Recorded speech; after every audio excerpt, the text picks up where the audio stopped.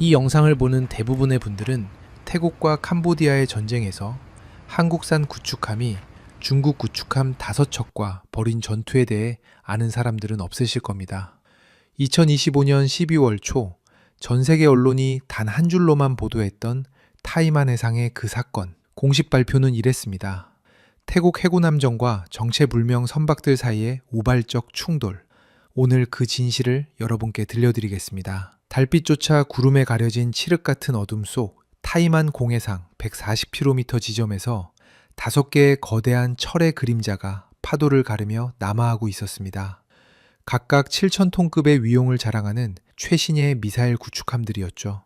선체 곳곳에서 뿜어져 나오는 희미한 붉은 불빛, 레이더 돔을 감싼 은은한 전자파의 파동, 그리고 함교에서 새어나오는 차가운 청백색 계기판의 빛. 이 5척의 군함은 마치 심해를 떠도는 철갑 상어떼처럼 완벽한 대형을 유지한 채 고요하고 빠르게 목표 지점을 향해 질주하고 있었습니다.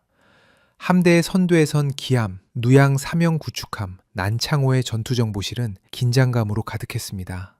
중국 인민해방군 해군 소속으로 추정되나 그 어떤 식별보호도 달지 않은 이 함정의 함교 안에서는 수십 개의 스크린이 깜빡이며 주변 해역의 모든 정보를 실시간으로 쏟아내고 있었죠.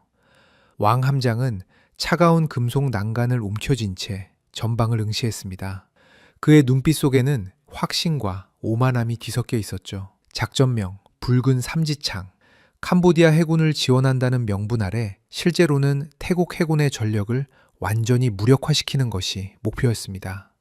중국 본토로부터 비밀리에 파견된 이 5척의 함대는 각각 이지스급 전투체계와 최신 대한미사일 시스템으로 무장한 채 태국 해군 기지를 향해 돌진하고 있었던 것입니다.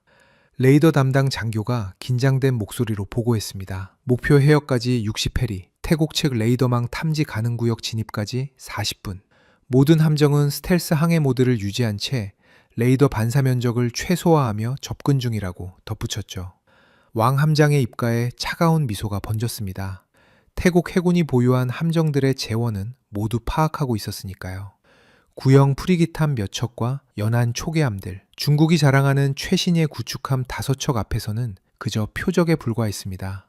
그는 이미 승리를 확신하고 있었죠. 하지만 그 순간 그들은 알지 못했습니다. 수평선 너머 어둠 속에서 단 한 척의 회색 전함이 조용히 그러나 위협적으로 그들을 기다리고 있다는 사실을 말입니다. 타이만 해상, 목표 지점으로부터 120해리 떨어진 수협. 수면 위로 30m 솟아오른 거대한 철벽 같은 선체가 파도를 가르고 있었습니다. 전장 150m, 만재 배수량 7,500톤. 함수에서 한미까지 이어지는 날렵한 곡선은 마치 칼날처럼 날카로웠고 선체 전체를 감싼 스텔스 설계는 달빛마저 흡수하는 듯 검은 그림자를 만들어내고 있었습니다. 태국 왕립해군 소속 미사일 구축함 타크시남. 대한민국 현대중공업에서 건조되어 2022년 태국 해군에 인도된 최신의 전투함이었죠.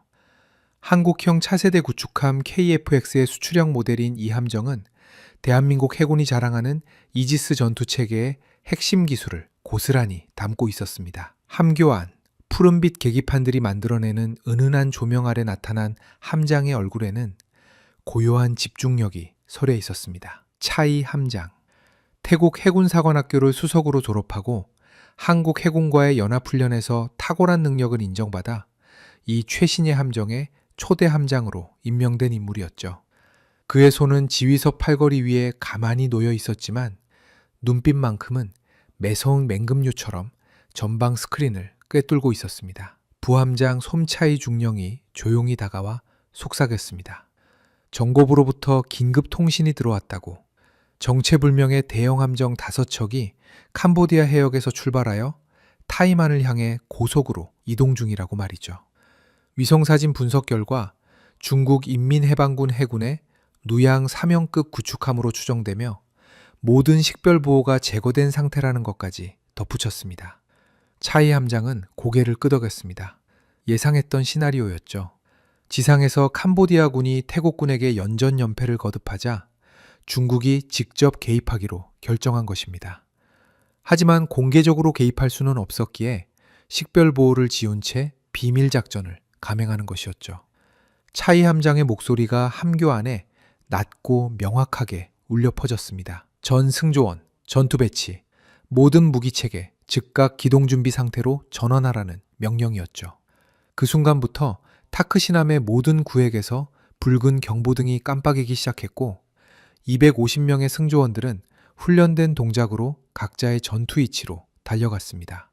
전투 정보실 안에서는 수십 명의 장교와 사병들이 각자의 콘솔 앞에 앉아 손가락을 빠르게 움직이고 있었습니다. 레이더 담당 장교는 SPY-1D 3차원 다기능 위상 배열 레이더를 최대 출력으로 가동시키며 반경 500km 이내의 모든 움직임을 탐지하기 시작했죠. 전자전 담당 요원은 적 함대가 발신하는 모든 전파를 수집하고 분석하는 동시에 아군의 전자파 발신을 최소화하여 적의 탐지를 회피하는 작업에 몰두했습니다. 무장 통제실에서는 병기장교 프라윗 소령이 주 컴퓨터 앞에서 모든 무기체계의 상태를 점검하고 있었습니다. 함수에 장착된 57mm 보포스 주포, 함 중앙부에 설치된 16발의 해성 대함 미사일, 그리고 수직 발사대 안에 대기 중인 32발의 K빔-3 중거리 함대공 미사일까지 모든 시스템이 녹색 신호를 보내며 발사 준비 완료 상태를 알렸습니다. 함교 오른쪽에 위치한 대잠전 통제실에서는 수중 음파 탐지기가 작동하며 주변 해역의 모든 소음을 분석하고 있었습니다. 혹시 모를 잠수함의 접근을 감시하기 위해서였죠. 소나 담당 하사관은 헤드폰을 낀 채 집중된 표정으로 스크린을 응시했고 그의 귓속으로는 바다 밑에서 들려오는 무수한 소리들이 흘러들어오고 있었습니다. 차이 함장은 전술 스크린 앞에 서서 적 함대의 예상 항로를 분석했습니다. 5대1. 숫자만 놓고 보면 절대적으로 불리한 상황이었죠. 하지만 그의 표정에는 조금의 흔들림도 없었습니다. 타크시남에 탑재된 한국형 전투체계의 성능을 그는 누구보다 잘 알고 있었죠. 해성 대함 미사일.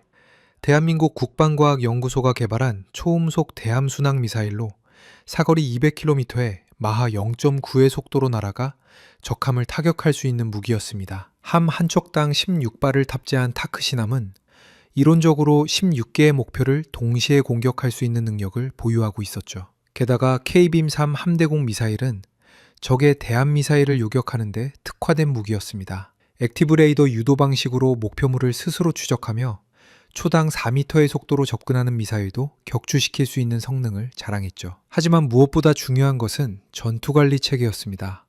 한국형 이지스 시스템의 핵심인 KCMES 전투체계는 수백 개의 표적을 동시에 추적하고 위협 순위를 판단하여 최적의 무기를 자동으로 할당하는 인공지능 기반 시스템이었습니다.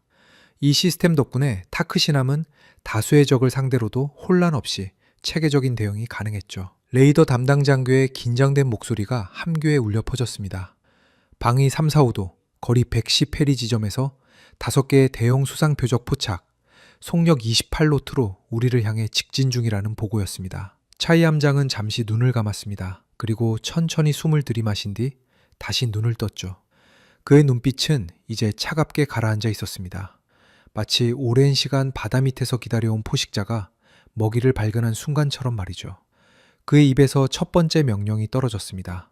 함속 20노트로 중속, 방위 유지한 채 적 함대 측면으로 우회기동, 그리고 모든 미사일 발사대 발사 준비 완료 상태로 전환하라는 지시였습니다. 타크시남의 거대한 선체가 방향을 틀기 시작했습니다. 엔진실 깊은 곳에서는 2대의 가스터빈 엔진이 굉음을 내며 회전수를 높였고 한미의 거대한 스크루가 바닷물을 세차게 밀어내며 함정을 가속시켰죠. 7,500톤의 철 덩어리가 파도를 가리며 질주하기 시작했습니다. 타이만 공해상, 적 함대와의 거리가 90해리로 좁혀진 순간이었습니다. 중국 함대의 선두를 달리던 난창호의 레이더실에서 갑자기 경보음이 울려 퍼졌죠. 레이더 담당 장교가 황급히 보고했습니다. 방위 270도, 거리 90해리 지점에서 강력한 레이더 신호 포착, 신호 특성 분석 결과 SPY-1D급 위상 배열 레이더로 판단되며 아마도 태국 해군의 신형 구축함으로 추정된다는 내용이었습니다. 왕 함장의 얼굴에 잠시 당혹감이 스쳤습니다. 정보 보고서에는 태국 해군의 주력 전력이 모두 기지에 정박 중이라고 되어 있었으니까요. 하지만 곧 그는 코웃음을 쳤습니다. 단 한 척? 아무리 최신의 함정이라 해도 5척을 상대할 수는 없다고 판단했던 것이죠. 그는 즉각 전 함대에 명령을 내렸습니다. 대형 유지한 채 전투 대형으로 전환. 각 함정은 10해리 간격으로 횡대 전개하며 모든 대한미사일 발사 준비 완료하라는 지시였습니다. 5척의 구축함이 일제히 속도를 늦추며 대형을 변경하기 시작했습니다. 마치 한 마리의 거대한 뱀이 5개의 머리를 펼쳐 보이듯 함대는 가로로 긴 전투 대형을 만들어냈죠. 각 함정 사이의 거리는 정확히 10해리. 이렇게 전개하면 한 척이 공격받아도 나머지 4척이 즉각 지원 사격을 할 수 있는 완벽한 교차 사격 지점이 형성되는 것이었습니다. 난창호를 중심으로 좌우에 각각 2척씩 배치된 함대는 이제 전면폭 50해리에 달하는 거대한 철의 장막을 형성했습니다. 각 함정에는 옛날이 대함 수랑 미사일 8발씩이 장착되어 있었죠. 사거리 250km, 초음속으로 날아가 500kg의 탄두로 적함을 관통하는 중국 해군의 자랑이었습니다. 왕함장은 만족스러운 표정으로 고개를 끄덕였습니다. 이 대형이라면 단 한 척의 적함이 어떤 기동을 하든 최소 3척 이상의 함정이 동시에 공격할 수 있었으니까요. 그는 부하들에게 명령했습니다. 거리 70해리로 접근하는 즉시 전함대 일제 사격 개시, 40발의 미사일로 적함을 바닷속으로 보내버리겠다는 것이었죠. 하지만 그 순간 수평선 너머에서 타크시남은 전혀 다른 움직임을 보이고 있었습니다. 차이 함장은 전술 스크린을 응시하며 냉정하게 상황을 분석하고 있었습니다. 적 함대가 횡대로 전개한 것을 확인한 그는 오히려 입가에 미소를 지었죠. 적들이 스스로 약점을 드러낸 것이었습니다. 횡대 전개는 화력을 집중시키는 데는 유리하지만 기동성이 떨어지고 측면이 취약하다는 치명적인 약점이 있었습니다. 게다가 10해리씩 떨어진 함정들은 서로 간의 전자전 지원이 어려웠죠. 차이 함장은 바로 이 틈을 노리기로 결정했습니다. 그는 조타수에게 명령했습니다. 좌연 30도 변침, 함속 30노트로 증속. 적 함대의 최좌측 함정을 우회하여 측면으로 접근하라는 지시였죠. 타크시남의 함수가 크게 좌측으로 기울며 방향을 틀었습니다. 엔진실에서는 가스터빈이 최대 출력으로 회전하며 7만 마력의 힘을 쏟아냈고 함정은 파도를 박차고 오르며 속도를 높여갔습니다. 가판 위로 튀어오른 물보라가 달빛을 받아 은빛으로 반짝였죠. 전투정보실의 전자전 담당 장교 산티 대위는 손가락을 빠르게 움직이며 적 함대의 레이더 주파수를 분석하고 있었습니다. 그의 콘솔 스크린에는 5개의 서로 다른 레이더 신호가 파형으로 나타나고 있었죠. 각 함정이 사용하는 레이더의 주파수와 펄스 반복률, 그리고 신호 강도를 실시간으로 측정하며 제밍 준비를 완료하고 있었습니다. 레이더 담당 장교가 보고했습니다. 적 함대 좌측 함정과의 거리 80해리, 적 함정은 여전히 직진 중이며 아직 우리의 기동을 감지하지 못한 것으로 판단된다는 내용이었죠. 차이 함장은 고개를 끄덕이며 다음 명령을 준비했습니다. 그의 머릿속에서는 이미 완벽한 공격 시나리오가 그려지고 있었죠. 먼저 최좌측 함정을 집중 타격하여 격침시킨 후 혼란에 빠진 나머지 함대를 각계 격파한다는 계획이었습니다. 무장통제실의 프라위스 소령은 16발의 해성 미사일 발사 시퀀스를 점검하고 있었습니다.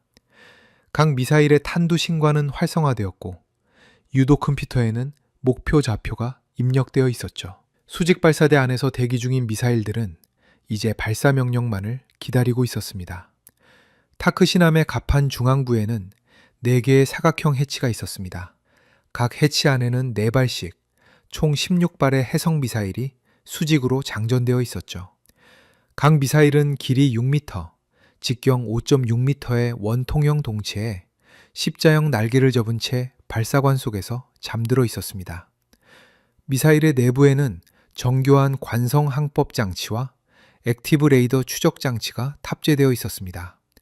발사 직후에는 관성 항법으로 대략적인 방향을 잡고 목표 지점 인근에 도달하면 자체 레이더를 작동시켜 정확한 표적을 추적하는 방식이었죠.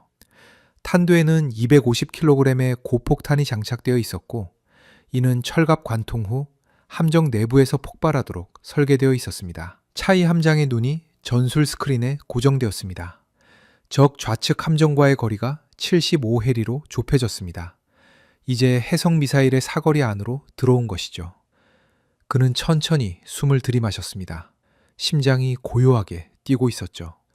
수많은 훈련과 시뮬레이션을 거쳐온 그였지만 실전에서 미사일 발사 명령을 내리는 것은 처음이었습니다. 하지만 그의 목소리에는 조금의 떨림도 없었죠. 무장 통제실에 연결된 내부 통신망을 통해 그의 명령이 전달되었습니다. 목표 지정, 적 좌측 단독 함정, 해성미사일 8발, 동시 발사 준비. 프라윗 소령은 주 컴퓨터에 목표 좌표를 입력했습니다. 방위 345도, 거리 75해리. 컴퓨터는 즉각 최적의 비행 경로를 계산했고 8발의 미사일에 각기 조금씩 다른 공격 각도를 할당했습니다. 이렇게 하면 적함의 방어 시스템이 한 방향만 막는 동안 다른 각도에서 날아온 미사일이 명중할 수 있었죠. 프라윗 소령의 손이 발사 콘솔 위에 안전 커버를 열었습니다. 그 아래에는 붉은색 발사 버튼이 드러났죠. 그는 차이 함장을 향해 고개를 돌렸습니다. 발사 준비 완료. 명령만 내려주시면 언제든지 발사 가능하다는 보고였습니다. 차이 함장은 마지막으로 전술 상황을 점검했습니다. 아군 함정의 위치, 적 함대의 배치, 바람의 방향과 속도, 해류의 흐름까지 모든 변수가 머릿속에서 정리되었죠. 그리고 마침내 그의 입에서 명령이 떨어졌습니다. 발사! 프라이 소령의 검지 손가락이 붉은 버튼을 눌렀습니다. 그 순간 타크시남의 갑판 중앙부에서 첫 번째 해치가 열리며 하얀 연기가 분출되었습니다. 수직 발사대 안에 장전되어 있던 해성 미사일의 1차 추진 로켓이 점화된 것이었죠. 엄청난 화염과 함께 미사일이 발사관을 박차고 솟구쳐 올랐습니다. 콱! 공기를 찢는 굉음이 밤하늘을 뒤흔들었습니다. 첫 번째 미사일이 하늘로 치솟는 순간 바로 옆 해치에서 두 번째 미사일이 발사되었고 이어서 세 번째, 네 번째가 연달아 하늘로 날아올랐습니다. 1초 간격으로 8발의 미사일이 연속으로 발사되는 동안 타크시남의 갑판은 마치 화산이 폭발하듯 하얀 연기와 불꽃으로 뒤덮였죠. 수직으로 30m 높이까지 치솟은 미사일들은 1차 추진 로켓을 분리하고 순간 주 엔진을 점화했습니다. 터보제트 엔진이 굉음을 내며 작동하기 시작하자 미사일들은 수평 비행으로 전환하며 목표를 향해 질주하기 시작했습니다. 8개의 불꽃이 수평선을 향해 날아가는 모습은 마치 유성우처럼 아름다웠습니다.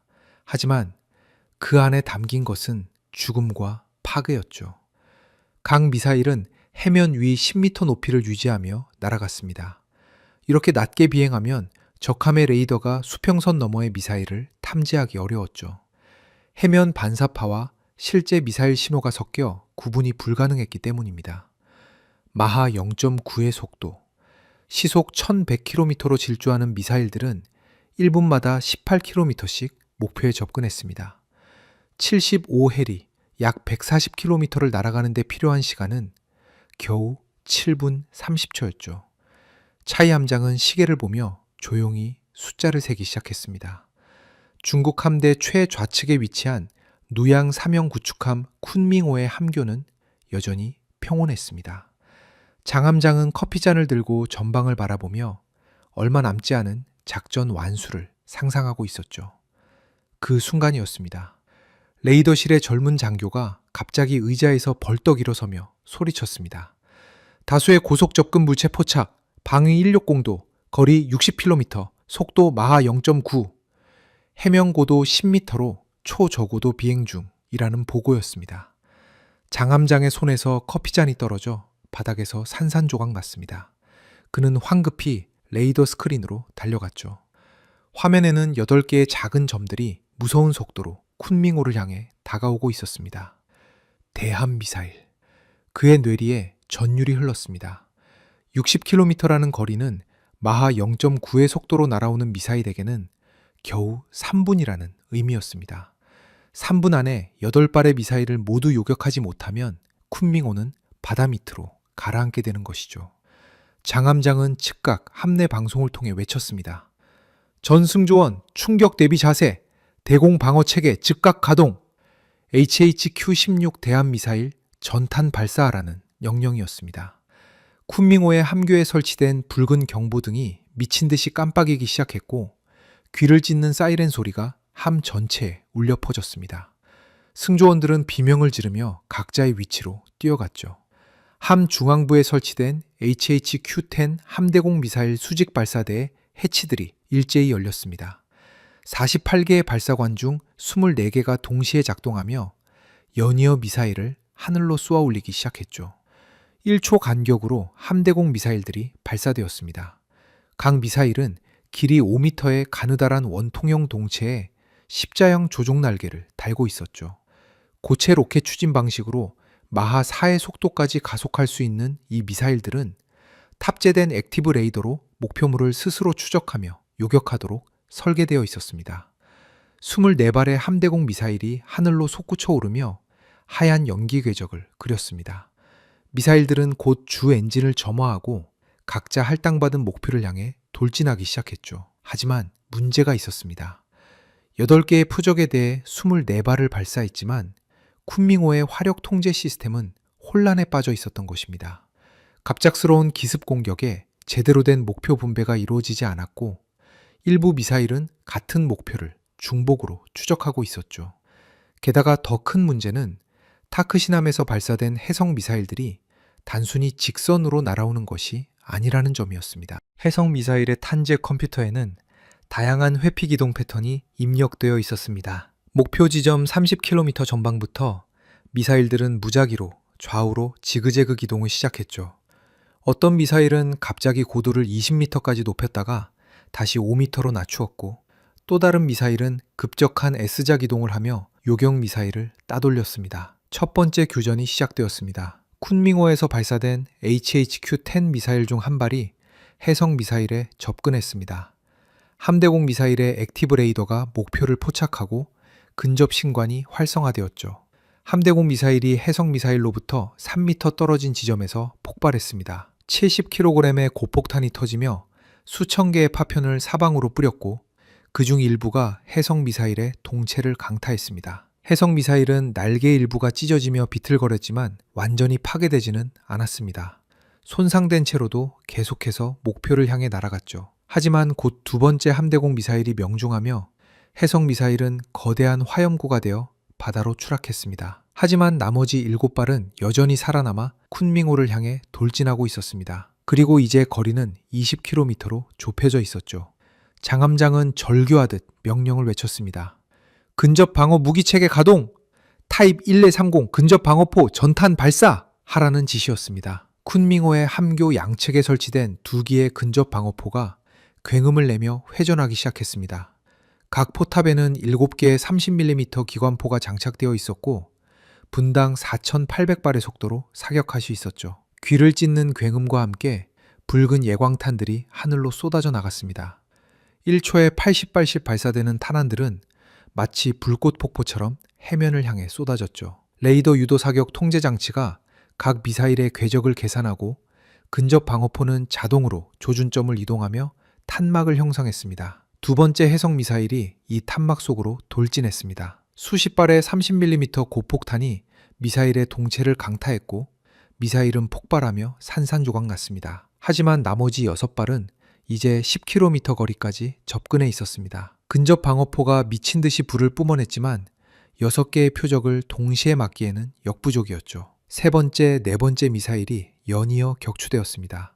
하지만 5번째와 6번째 미사일은 극도로 낮은 고도로 비행하며 탄막을 뚫고 들어왔습니다. 장함장은 함교 창문 너머로 불꽃을 뿜으며 다가오는 2개의 적을 목격했습니다.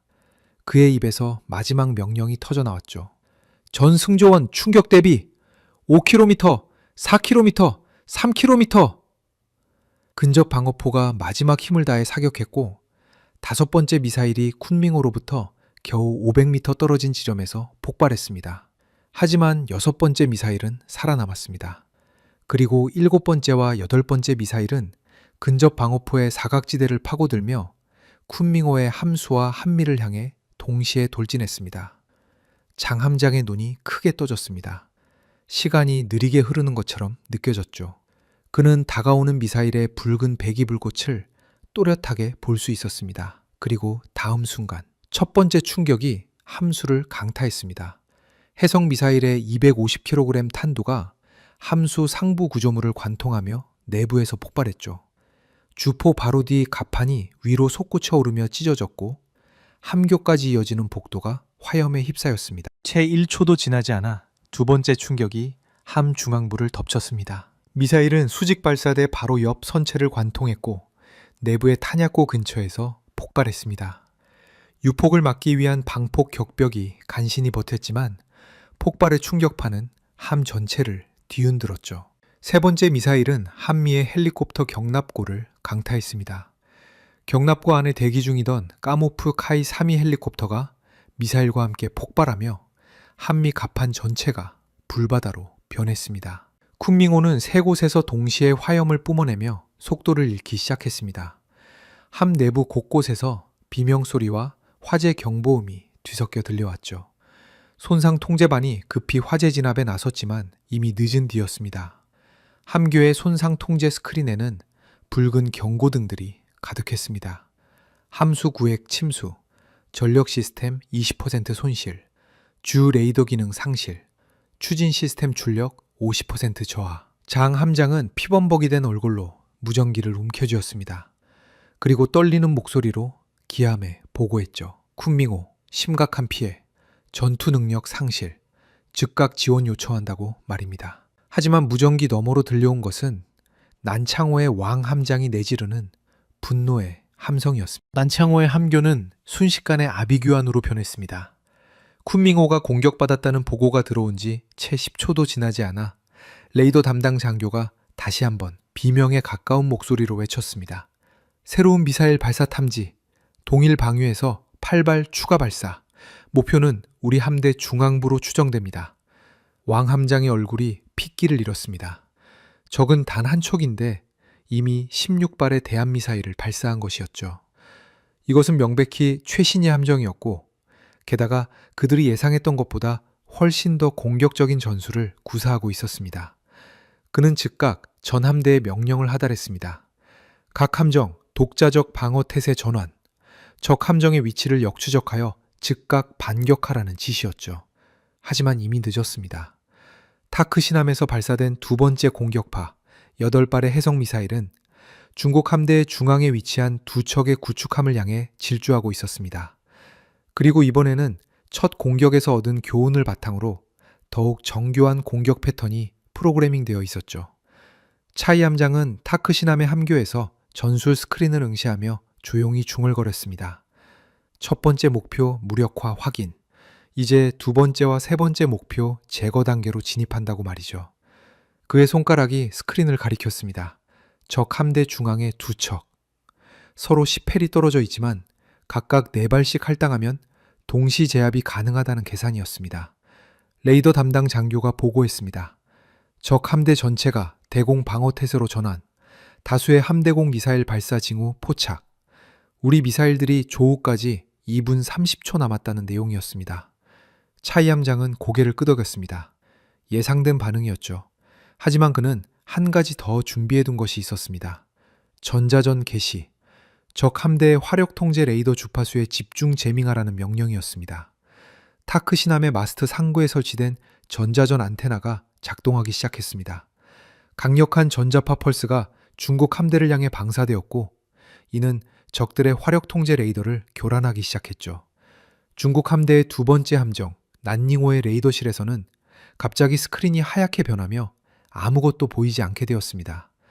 레이더 담당 장교가 황급히 주파수를 변경했지만 타크 시남의 전자전 시스템은 즉각 새로운 주파수를 탐지하고 그곳에도 재밍을 걸었습니다. 난닝호의 함장은 이를 악물며 명령을 외쳤습니다. 수동 조준 모드로 전환, 시각 관측으로 미사일 추적하라는 지시였죠. 하지만 밤하늘 속에서 해면 위 10m 고도로 날아오는 검은색 미사일을 육안으로 추적한다는 것은 거의 불가능에 가까운 일이었습니다. 게다가 8발의 미사일은 각기 다른 방향에서 동시에 접근하고 있었죠. 난닝호는 절망적으로 함대공 미사일을 발사했습니다.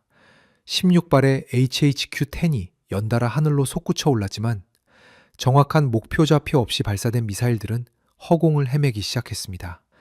첫 번째 해성 미사일이 난닝호의 방어망을 뚫고 들어왔습니다. 근접 방어포가 작동했지만 레이더 유도 없이 수동으로 조준하는 것은 너무나 느렸죠. 미사일은 난닝호의 함 중앙부, 정확히 함교 바로 아래 선체를 관통했습니다. 250kg의 고폭탄이 함 내부 3층 깊이에서 폭발하며 주요 전력 케이블과 통신 시스템이 한꺼번에 파괴되었습니다. 함교의 모든 불빛이 일제히 꺼졌습니다. 비상전원이 작동하기까지 5초의 시간이 걸렸고 그 5초 동안 난닝호는 완전히 무방비 상태였죠. 두 번째 미사일이 한미 추진 시스템을 강타했습니다. 엔진실로 연결되는 추진축이 파괴되며 난닝호는 급격히 속도를 잃기 시작했습니다. 세 번째 미사일은 함수 수직 발사대를 관통했습니다. 다행히 유폭은 일어나지 않았지만 발사대 전체가 뒤틀리며 더 이상 미사일을 발사할 수 없게 되었죠. 네 번째 미사일이 마지막 일격을 가했습니다. 함교 바로 옆 레이더 마스트를 강타한 미사일은 난닝호의 주 레이더 시스템을 완전히 파괴했습니다. 거대한 레이더 돔이 폭발과 함께 산산조각 나며 바다로 떨어졌죠. 난닝호는 연기를 뿜어내며 표류하기 시작했습니다. 전투 능력 완전 상실. 하지만 바로 옆 시펠이 떨어진 곳에서는 더욱 참혹한 광경이 펼쳐지고 있었습니다. 세 번째 함정 우르무치호는 난닝호보다 운이 좋지 못했습니다. 네 발의 해성 미사일이 거의 동시에 명중했기 때문이죠. 첫 번째와 두 번째 미사일이 함 중앙부 양측 선체를 동시에 관통하며 폭발했습니다. 양쪽에서 동시에 가해진 충격으로 함체가 크게 뒤틀렸고 수밀격벽 여러 개가 파열되며 바닷물이 쏟아져 들어오기 시작했습니다. 세 번째 미사일은 함수 탄약고 근처를 강타했습니다. 이번에는 방폭 격벽이 버티지 못했습니다. 쿵쿵쿵. 엄청난 굉음과 함께 우르무치호의 함수가 거대한 화염구에 휩싸였습니다. 탄약고에 저장되어 있던 127mm 함포탄들이 연쇄 폭발을 일으킨 것이었죠. 함수 가판이 위로 솟구쳐 오르며 찢어졌고 주포는 포탑재 바다로 떨어져 나갔습니다. 네 번째 미사일이 이미 치명상을 입은 우르무치호의 함교를 직격했습니다. 함장과 부함장 그리고 함교에 있던 15명의 승조원이 단 1초 만에 모두 쓰러졌습니다. 우르무치호는 급격히 좌연으로 기울기 시작했습니다. 함 내부로 쏟아져 들어온 수천 톤의 바닷물이 한쪽으로 쏠리며 더 이상 복원력을 유지할 수 없게 된 것이죠. 기울기 15도, 20도, 25도. 함 내부에서는 비명과 함께 승조원들이 경사진 복도를 미끄러져 내려갔습니다. 고정되지 않은 장비들이 한쪽으로 쏠려 떨어지며 2차 피해를 일으켰죠. 30도를 넘어선 순간 우르무치호의 운명은 결정되었습니다. 한미가 물속으로 가라앉기 시작하며 거대한 스크루가 허공에서 헛돌았습니다. 생존자들은 필사적으로 가판으로 기어 올라와 구명장비를 찾았습니다. 하지만 함이 기울어진 상태에서 구명정을 내리는 것은 불가능했죠. 많은 이들이 그냥 바다로 뛰어내렸습니다. 우르무치호의 함리가 완전히 물속으로 잠기며 함수가 하늘을 향해 치솟았습니다. 7,000톤의 철 덩어리가 수직으로 선 채 잠시 멈췄다가 굉음과 함께 바닷속으로 빨려 들어갔습니다. 거대한 소용돌이가 생겼다가 사라졌고 그 자리에는 부유물과 기름띠 그리고 필사적으로 헤엄치는 생존자들만 남았습니다. 중국 함대는 15분 만에 3척 중 2척을 잃었습니다. 한 척은 완전히 침몰했고 또 한 척은 전투 능력을 상실한 채 표류 중이었으며 세 번째 함정인 쿤밍호 역시 심각한 손상을 입고 후퇴하고 있었죠. 난창호의 왕 함장은 함교 창문으로 수평선 너머에서 타오르는 화염을 바라보며 이를 갈았습니다. 그의 손은 분노로 떨리고 있었죠. 하지만 그가 알지 못하는 것이 있었습니다.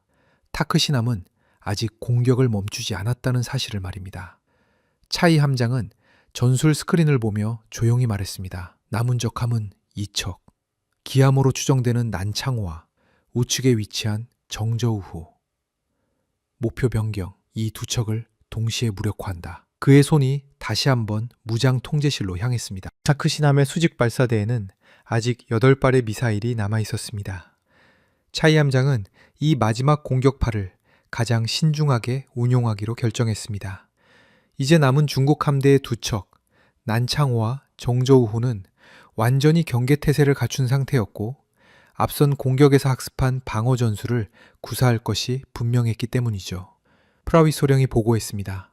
최종 공격파 준비 완료. 난창호의 5발, 정조우호의 3발 할당, 발사 대기 중이라는 내용이었습니다. 차이 함장은 고개를 저었습니다. 아니다. 목표 재할당. 모든 미사일을 난창호에 집중한다. 적의 지휘 체계를 먼저 무력화해야 한다는 판단이었죠. 프라위 소령은 잠시 망설였지만 곧 명령을 따랐습니다. 8발 모두 난창호로 목표가 변경되었고 각 미사일에는 서로 다른 공격 각도와 고도 그리고 타이밍이 설정되었습니다. 일부는 초저고도로, 일부는 중고도로, 일부는 급강하 공격으로 접근하도록 프로그래밍 되었죠. 차이 함장의 명령이 떨어졌습니다. 최종 공격파 발사. 타크시남의 갑판에서 마지막 8발의 해성 미사일이 연달아 하늘로 치솟았습니다. 하얀 연기 기둥이 밤하늘을 가르며 불꽃들이 수평사를 향해 날아갔죠. 하지만 이번에는 상황이 달랐습니다. 난창호의 왕 함장은 이미 레이더로 미사일 발사를 포착했고 즉각 대응 태세를 갖췄습니다. 그는 옆에 남아있던 정저우호에 긴급 통신을 보냈습니다. 우리 함의 적 미사일 집중 공격 예상. 정저우호는 즉각 우리 함 방어 지원, 모든 함대공 미사일을 우리 방어에 투입하라는 명령이었죠. 정저우호의 함장은 즉각 응답했습니다. 이해했습니다. 32발 전탄 발사 준비 완료. 명령만 내려주십시오. 왕 함장은 이를 악물었습니다. 적이 모든 화력을 자신의 함에 집중한다면 오히려 기회가 될 수도 있었습니다. 난창호와 정저우호가 합동으로 방어하면 총 64발의 함대공 미사일로 8발의 대함 미사일을 막을 수 있었으니까요. 하지만 그가 간과한 것이 하나 있었습니다. 차이 함장이 단순히 미사일만 발사한 것이 아니라는 사실이었죠. 타크시남의 한미 갑판에서 갑자기 새로운 움직임이 시작되었습니다. 헬리콥터 경납고 옆에 설치된 소형 발사대에서 6개의 작은 물체가 연달아 발사되었죠. K-덱, 체프 디코이 시스템, 대함 미사일 기만용 체프와 플레어를 발사하는 장비였지만 이번에 발사된 것은 특수한 능동형 전자 기만 장치였습니다. 하지만 이번에는 상황이 달랐습니다. 난창호의 왕 함장은 이미 레이더로 미사일 발사를 포착했고 즉각 대응 태세를 갖췄습니다. 그는 옆에 남아있던 정저우호에 긴급 통신을 보냈습니다. 우리 함의 적 미사일 집중 공격 예상. 정저우호는 즉각 우리 함 방어 지원, 모든 함대공 미사일을 우리 방어에 투입하라는 명령이었죠. 정저우호의 함장은 즉각 응답했습니다. 이해했습니다. 32발 전탄 발사 준비 완료. 명령만 내려주십시오. 왕 함장은 이를 악물었습니다. 적이 모든 화력을 자신의 함에 집중한다면 오히려 기회가 될 수도 있었습니다. 난창호와 정저우호가 합동으로 방어하면 총 64발의 함대공 미사일로 8발의 대함 미사일을 막을 수 있었으니까요. 하지만 그가 간과한 것이 하나 있었습니다. 차이 함장이 단순히 미사일만 발사한 것이 아니라는 사실이었죠. 타크시남의 한미 갑판에서 갑자기 새로운 움직임이 시작되었습니다. 헬리콥터 경납고 옆에 설치된 소형 발사대에서 6개의 작은 물체가 연달아 발사되었죠. K-덱, 체프 디코이 시스템, 대함 미사일 기만용 체프와 플레어를 발사하는 장비였지만 이번에 발사된 것은 특수한 능동형 전자 기만 장치였습니다. 6개의 소형 드론이 바다 위로 낮게 날아가기 시작했습니다. 각 드론에는 강력한 전파 송신기가 달려 있었고 이것은 실제 함정과 유사한 레이더 반사 신호를 만들어내도록 설계되어 있었죠. 드론들은 해성 미사일들보다 먼저 중국 함대를 향해 날아가며 마치 추가적인 대함 미사일인 것처럼 위장했습니다. 난창호의 레이더 스크린에는 갑자기 14개의 접근 물체가 나타났습니다. 레이더 담당 장교가 당황하며 보고했습니다. 미사일 수 재확인, 14발로 증가. 아니, 일부는 신호 특성이 다릅니다. 기만체일 가능성이. 왕 함장은 고함쳤습니다. 확실한 것만 공격하라. 모든 함대공 미사일 발사하라는 명령이었죠. 난창호와 정저우호에서 총 64발의 HHQ-10 함대공 미사일이 일제히 발사되었습니다. 하늘은 순식간에 미사일 배기연기로 뒤덮였고 64개의 불꽃이 접근하는 표적들을 향해 돌진했습니다. 첫 번째 교전에서 6개의 기만 드론이 모두 격추되었습니다. 하지만 이것이 바로 차이 함장의 의도였습니다. 적의 함대공 미사일 중 15발이 가짜 표적에 낭비된 것이죠.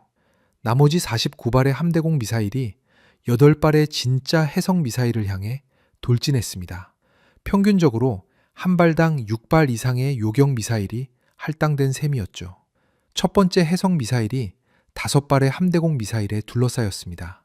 연속된 폭발 속에서 산산조각 났죠.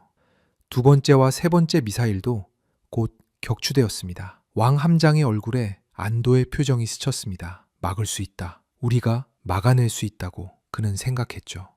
네 번째, 다섯 번째 미사일이 연달아 격추되었습니다. 이제 남은 해성 미사일은 3발뿐이었습니다. 하지만 이 3발은 특별했습니다. 이들은 다른 미사일들이 격추당하는 동안 가장 낮은 고도로 가장 복잡한 회피 기동을 하며 접근하고 있었죠. 게다가 이 3발에는 가장 최신 버전의 전자전 대응 소프트웨어가 탑재되어 있었습니다. 함대공 미사일들이 이 3발을 향해 돌진했지만 해성 미사일들은 마치 살아있는 생물처럼 좌우로 급격히 방향을 바꾸며 요격을 피했습니다. 한 발의 함대공 미사일이 해성 미사일 바로 옆에서 폭발했지만 해성 미사일은 날개 끝부분만 약간 손상된 채 계속 날아갔죠. 이제 거리는 15km. 난창호의 근접 방어포가 작동하기 시작했습니다. 타입 1130 근접 방어포 2기가 미친 듯이 불을 뿜어냈습니다. 분당 6,000발에 가까운 속도로 쏟아지는 탄환들이 하늘을 수놓았죠. 6번째 미사일이 이 탄막 속에서 폭발했습니다. 하지만 7번째와 8번째 미사일은 살아남았습니다. 왕 함장은 함교 창문으로 다가오는 2개의 불꽃을 똑똑히 볼 미사일은 난창호의 함교 바로 아래 전투정보실 구역을 관통하며 내부에서 폭발했습니다. 함의 두뇌라고 할 수 있는 전투정보실이 순식간에 화염에 휩싸였죠. 수십 대의 컴퓨터와 레이더 스크린이 폭발하며 그 안에 있던 30명의 승조원들이 쓰러졌습니다. 함교는 즉시 모든 정보를 잃었습니다. 레이더 데이터도 무기 통제도 손상 현황도 알 수 없게 되었죠. 하지만 더 큰 충격은 그 다음이었습니다. 8번째 미사일은 근접 방어포의 마지막 저항을 뚫고 난창호의 한미 추진 구역을 강타했습니다. 미사일은 선체를 관통하여 엔진실 바로 위에서 폭발했고 폭발의 충격파가 아래층 엔진실까지 전달되었습니다. 거대한 가스터빈 엔진 중 한 대가 고정 볼트가 끊어지며 제자리에서 이탈했습니다. 회전 중이던 터빈 블레이드가 엔진실 벽을 강타하며 산산조각 났고 파편들이 옆에 있던 2번째 엔진을 덮쳤죠. 연쇄 반응이 시작되었습니다. 2번째 엔진도 멈춰섰고 난창호는 급격히 속도를 잃었습니다. 추진력을 상실한 거대한 함정은 파도에 떠밀리며 방향을 잃고 표류하기 시작했죠. 왕 함장은 피투성이가 된 얼굴로 비틀거리며 일어났습니다. 함교 안은 아비규환이었습니다. 부상자들의 신음소리와 화재 경보음이 뒤섞여 들렸죠. 그는 무전기를 움켜쥐고 정저우호를 불렀습니다. 난창호 심각한 피해, 전투 지휘권 이양, 정저우호가 함대 지휘 인수하라. 그리고 즉각 그 악마 같은 태국 함정을 찾아서 격침시켜라. 정저우호의 함장이 응답했습니다. 이해했습니다. 지금 즉시 적 함정 수색 및 공격을 개시합니다. 하지만 그 순간 레이더 담당 장교가 떨리는 목소리로 보고했습니다. 함장님, 적 함정의 레이더 신호가 사라졌습니다. 마지막으로 탐지된 위치는 방위 160도, 거리 60페리였으나 현재는 완전히 탐지 불가 상태입니다. 정저우호의 함장은 얼굴이 창백해졌습니다. 적이 스텔스 모드로 전환한 것이었죠. 이제 타크시남은 어둠 속으로 사라져버렸고 정저우호는 광활한 바다 어딘가에 숨어 있는 적을 찾아야 하는 상황이 된 것입니다. 그리고 무엇보다 두려운 것은 타크시남이 아직 완전히 무장을 소진하지 않았을 가능성이었습니다. 타크시남은 완전히 전자은폐 상태로 전환했습니다. 모든 능동 레이더를 끄고 오직 수동 센서만으로 주변을 감시하는 스텔스 항해 모드였죠. 함 외부를 감싼 특수 도료는 적의 레이더파를 흡수하거나 산란시켰고, 함의 각진 선체 설계는 반사파가 발신원으로 돌아가지 않도록 만들어졌습니다. 차이 함장은 전술 스크린 앞에서 조용히 상황을 분석하고 있었습니다. 그의 앞에는 수동 센서들이 수집한 정보만이 표시되어 있었죠. 적 함대의 전자파 발신, 엔진 소음, 그리고 위성으로부터 받은 적외선 영상 데이터. 부함장 솜차이 중령이 조용히 물었습니다. 함장님, 우리에게 남은 무장은 주포와 어뢰뿐입니다. 모든 대한미사일을 소진했죠. 지금 후퇴하는 것이 현명하지 않겠습니까? 차이 함장은 고개를 저었습니다. 아직 끝나지 않았다. 정저 우후가 남아있다. 저 함정을 놔두고 후퇴하면 우리 해군 기지가 공격받을 것이다. 여기서 끝내야 한다는 말이었죠. 레이더 담당 장교가 보고했습니다. 적 함정 정저 우후, 현재 위치 방위 340도, 거리 55해리, 지그재그 수색 패턴으로 기동 중. 아마도 우리를 찾고 있는 것으로 판단됩니다. 차이 함장은 잠시 생각에 잠겼습니다. 대한미사일이 없는 상황에서 적 구축함을 격침시킬 방법은 두 가지였죠. 함포 사격 또는 어뢰 공격. 함포 사격은 거리 20km 이내로 접근해야 했습니다. 그 거리에서는 적도 우리를 탐지할 것이고 양측 모두 함포전을 벌이게 되죠. 7,000톤급 구축함 간의 함포전은 누가 먼저 명중탄을 날리느냐의 싸움이었습니다. 어뢰 공격은 더 가까이 접근해야 했습니다. 8km 이내. 하지만 어뢰는 함포보다 훨씬 치명적이었죠. 단 한 발의 명중으로도 함정을 격침시킬 수 있었습니다. 차이 함장은 결정을 내렸습니다. 어뢰로 간다. 최대한 은밀하게 접근하여 단 일격에 끝낸다. 그는 조타수에게 명령했습니다. 함속 5노트로 감속, 엔진 소음 최소화 모드 전환, 방위 340도로 변침하여 적 함정을 추적한다. 타크시남은 마치 유령처럼 조용히 방향을 틀었습니다. 엔진 출력을 최소화하고 스크루 회전수를 낮춰 소음을 줄였죠. 함속 5노트. 시속 9km에 불과한 느린 속도였지만 이 속도에서는 적의 소나로도 탐지하기 어려웠습니다. 함 내부에서는 모든 불필요한 장비가 꺼졌습니다. 냉방 시스템, 일부 조명, 심지어 갤리의 조리 장비까지. 모든 것이 침묵 속에 잠겼죠. 승조원들은 발소리조차 최소화하며 움직였습니다. 대잠전 통제실의 선화 담당 하사관은 헤드폰을 낀 채 눈을 감고 집중했습니다. 그의 귓속으로는 바다 밑에서 들려오는 무수한 소리들이 흘러들어왔죠.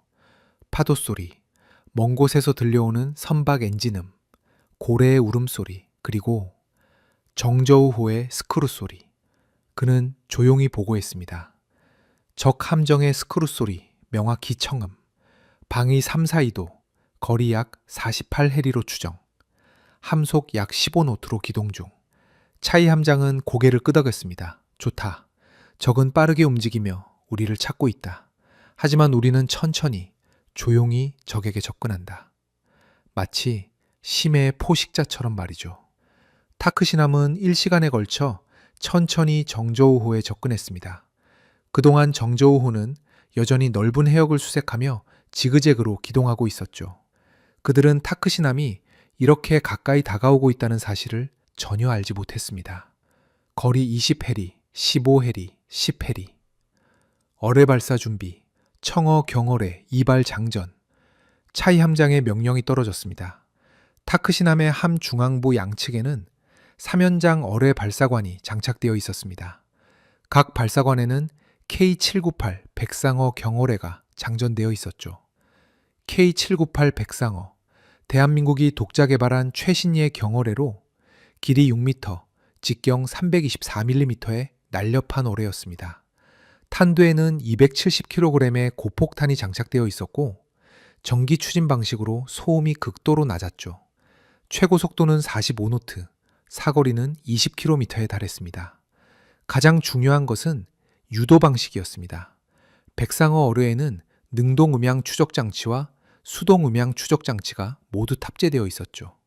발사 초기에는 사전에 입력된 방향으로 직진하다가 목표물 근처에 도달하면 능동 소나를 작동시켜 정확한 위치를 파악하고 추적하는 방식이었습니다. 어뢰 발사관의 해치가 천천히 그리고 조용히 열렸습니다. 바닷물이 발사관 안으로 채워지며 어뢰가 물속에 잠겼죠. 차이 함장은 최종 사격 재원을 확인했습니다. 목표 방위 341도, 거리 14km, 목표 함속 15노트, 진행 방향 북동쪽. 컴퓨터가 계산한 최적의 공격 각도와 타이밍이 스크린에 표시되었습니다. 그는 어뢰 발사 통제 장교를 향해 고개를 끄덕였습니다. 1번과 3번 발사관, 10초 간격으로 발사하라는 지시였죠. 어뢰 발사 통제 장교의 손가락이 발사 버튼 위에 놓였습니다. 그는 천천히 숨을 들이마신 뒤 버튼을 눌렀습니다. 압축 공기가 분출되며 첫 번째 어뢰가 발사관을 빠져나갔습니다. 타크시남의 우현에서 작은 기포들이 수면으로 올라왔죠. 하지만 소음은 거의 없었습니다. 10초 후 두 번째 어뢰가 발사되었습니다. 두 발의 백상어 어뢰는 수심 15m에서 조용히 목표를 향해 전진하기 시작했습니다.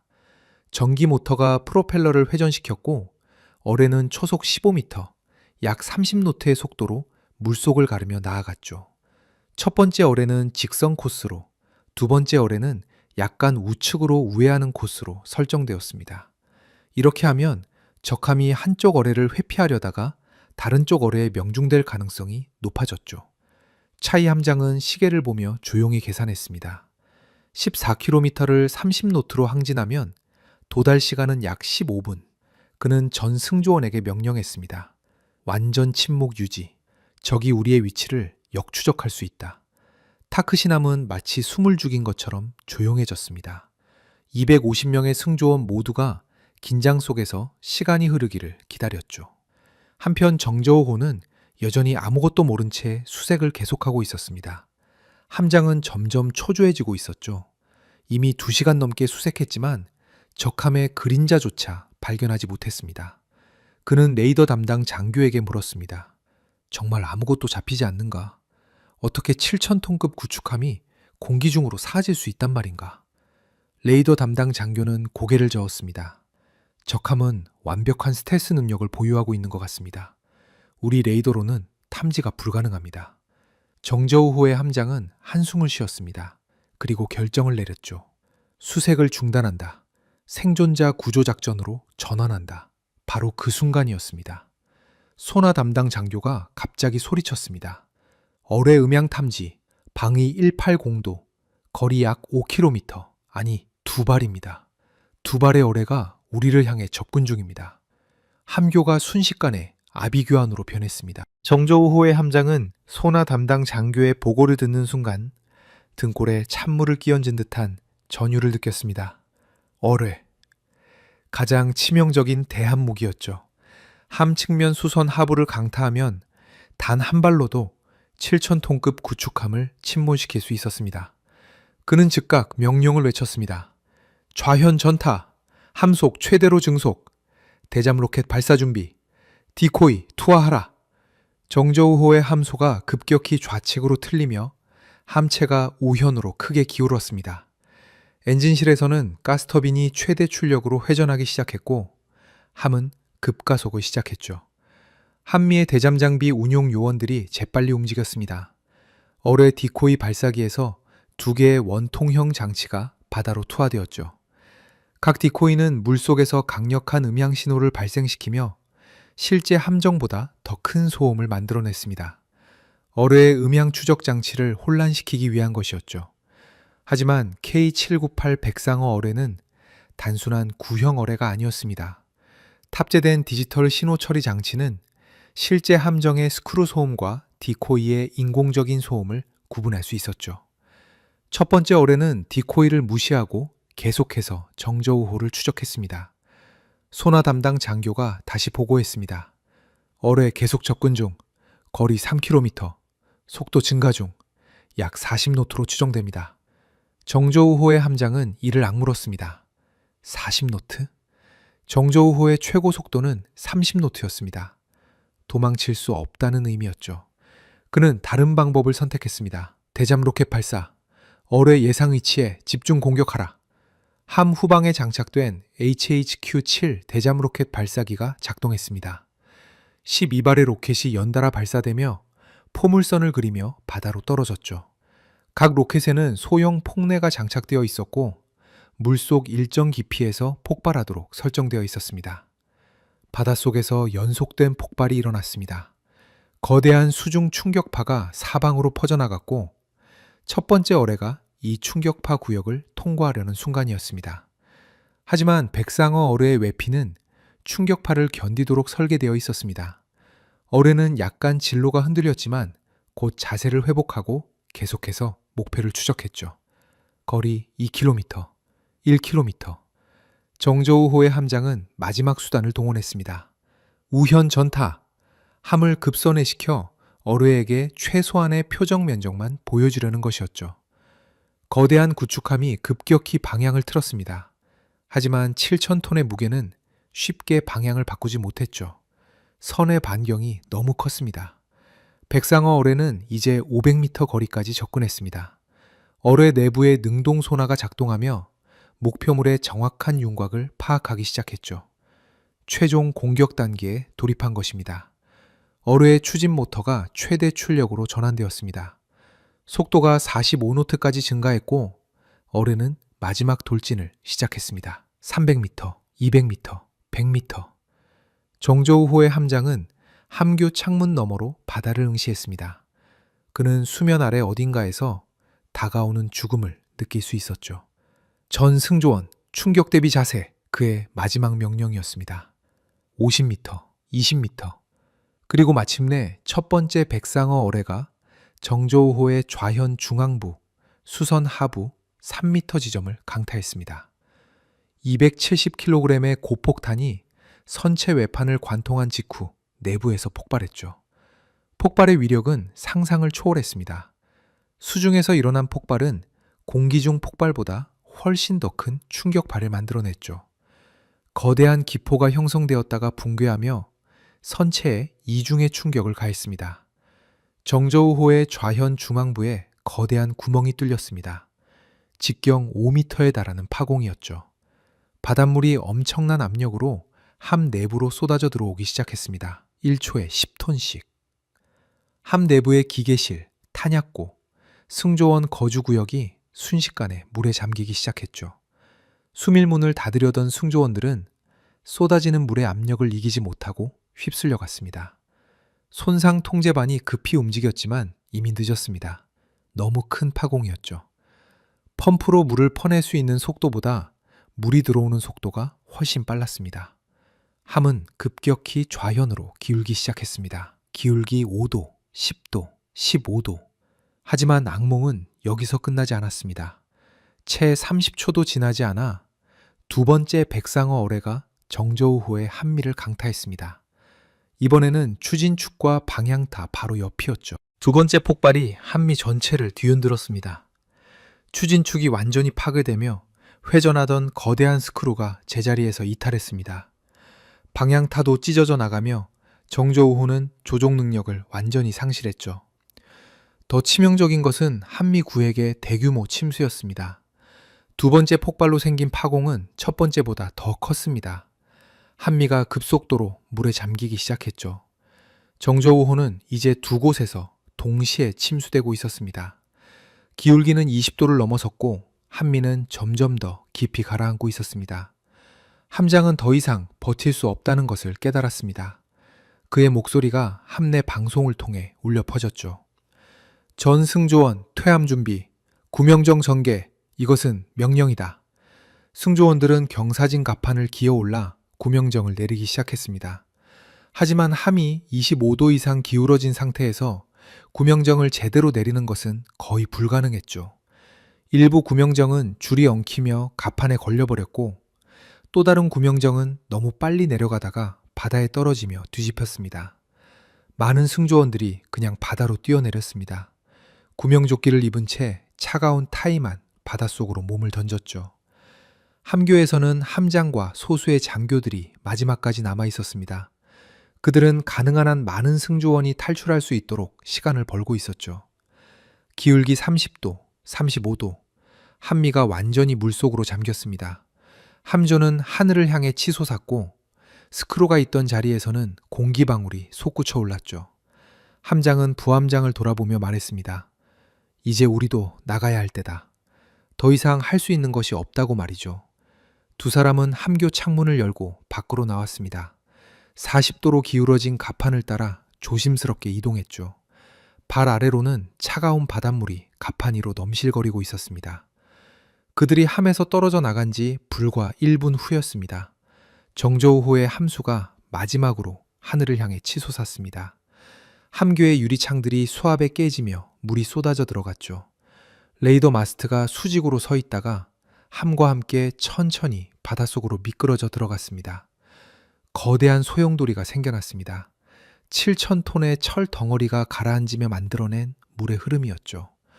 주변의 부유물들과 헤엄치던 생존자 일부가 이 소용돌이에 빨려 들어갔습니다.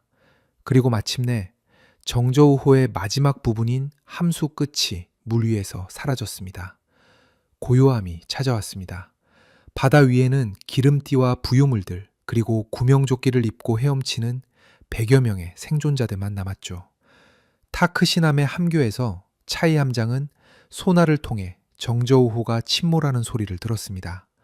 거대한 함정이 물속 깊이 가라앉으며 내는 쇠 삐걱거리는 소리, 내부 격벽이 수압에 무너지는 소리, 그리고 마침막으로 함이 해저에 부딪히는 둔탁한 충격음.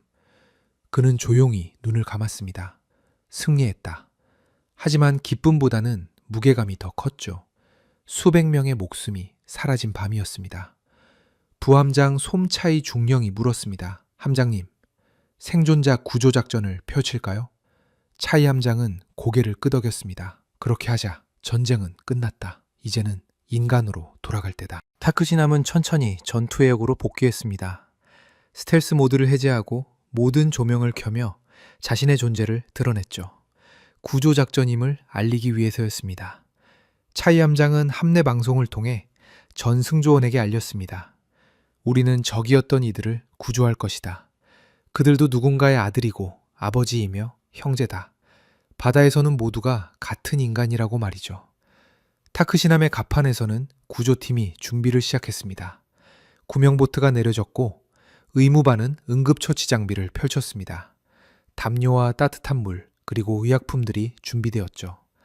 수색 조명이 바다를 비추기 시작했습니다.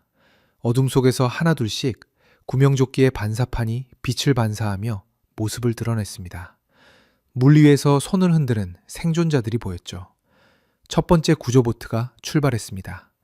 태국 해군 수병들은 중국 승조원들을 하나씩 보트에 끌어올렸습니다. 그들 중 일부는 부상을 입었고 일부는 극심한 저체온증으로 떨고 있었죠. 한 젊은 중국 수병이 보트에 올라오며 태국 수병의 손을 붙잡고 눈물을 흘렸습니다. 고맙습니다. 고맙습니다. 그는 중국어로 계속 되뇌었죠. 태국 수병은 그의 어깨를 토닥이며 담요로 감싸주었습니다. 구조작전은 4시간 동안 계속되었습니다. 타크시남은 총 123명의 생존자를 구조했습니다. 정저우호에서 67명, 난닝호에서 41명, 우루무치호에서 15명이었죠. 의무실은 순식간에 부상자들로 가득 찼습니다. 태국 해군 구리관들은 국적을 따지지 않고 모든 부상자를 치료했습니다. 골절상, 화상, 그리고 폭발로 인한 고막 손상 등 다양한 부상이었죠. 한 중국 장교는 의식을 잃었다가 깨어나며 자신이 적함의 의무실에 누워 있다는 것을 깨달았습니다.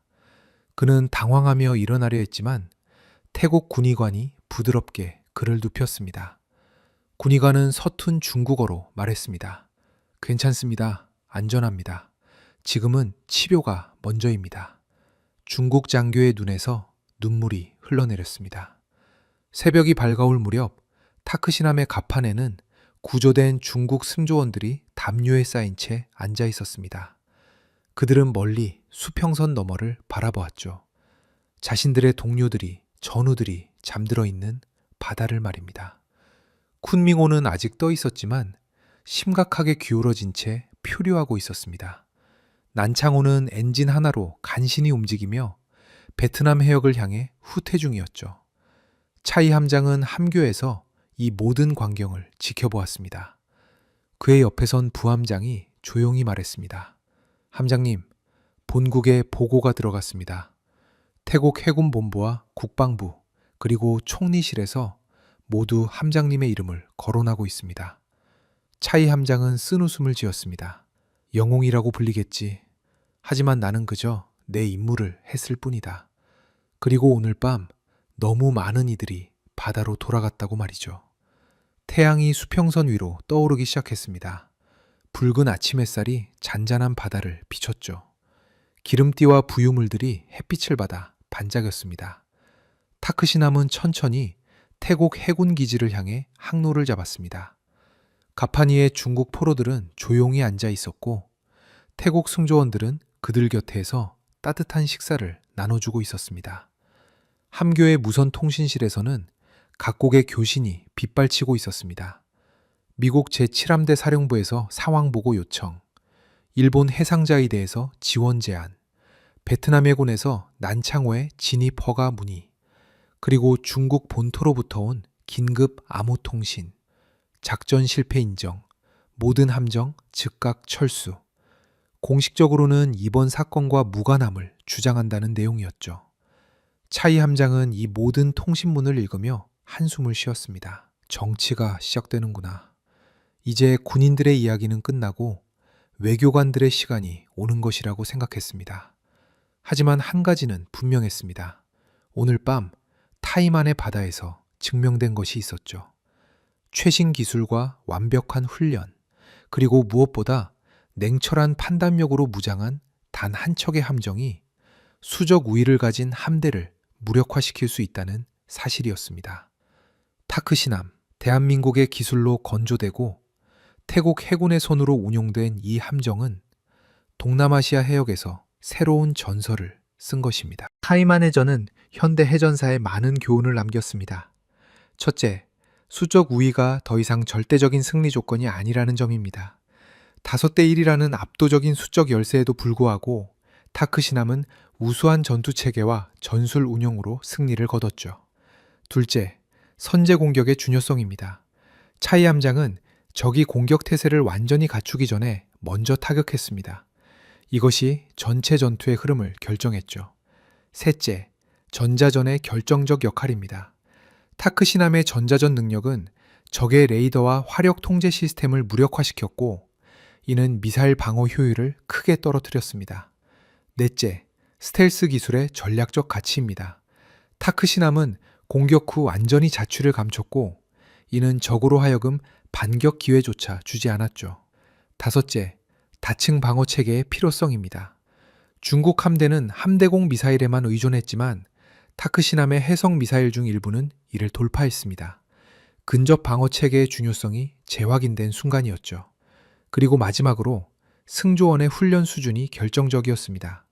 타크시남의 모든 승조원은 한국 해군과의 연합훈련을 통해 철저히 준비되어 있었고 이는 실전에서 완벽한 팀워크로 이어졌습니다. 이 해전 이후 동남아시아 각국은 해군 전력 증강에 박차를 가했습니다. 특히 한국산 함정에 대한 수요가 급증했죠. 필리핀, 인도네시아, 말레이시아 모두 한국형 구축함 도입을 검토하기 시작했습니다. 중국은 공식적으로 이번 사건과의 연관성을 부인했지만 내부적으로는 대대적인 검토 작업에 들어갔습니다.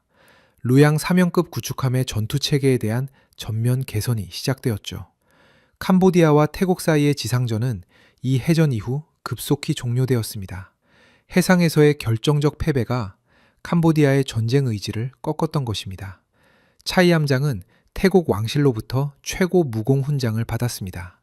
하지만 그는 훈장을 받으며 이렇게 말했죠.